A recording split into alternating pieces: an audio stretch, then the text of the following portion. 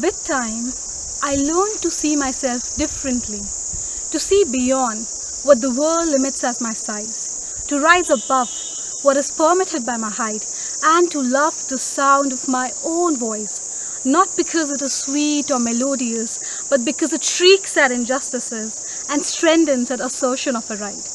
But like many of you, I have faced the tortures of time when advertisements taught me that I was the antithesis of beauty, when my peers taught me how I need to be conventionally beautiful to be loved, and how I need to be loved by a boy to make my worth felt. I was bullied as a teenager because the size of my body was too big for the narrow lanes of the mind to accept, and all I could be compared to were animals like buffaloes and hippopotamuses, which have become less of animals and more of international symbols for girls like me. I don't know if girls like me are born by fate, but we're surely groomed to hate. Hate every inch of our bodies until they become corpses in locked coffins to grieve over.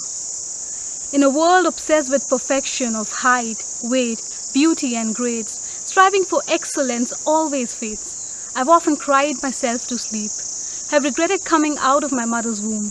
I have measured the distance from that womb to my tomb. I have tore my hair at insults taken too seriously.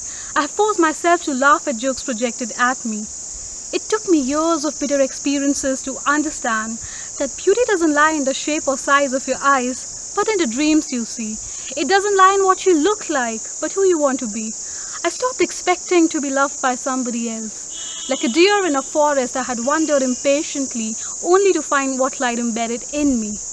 Yet, I chose not to live my life in ignorance, but in perfect knowledge of my capacity to love myself. Now that I've learned that skill, they call me narcissist. I look at them and smile, wondering if the myth of Narcissus we've heard so far is a lie.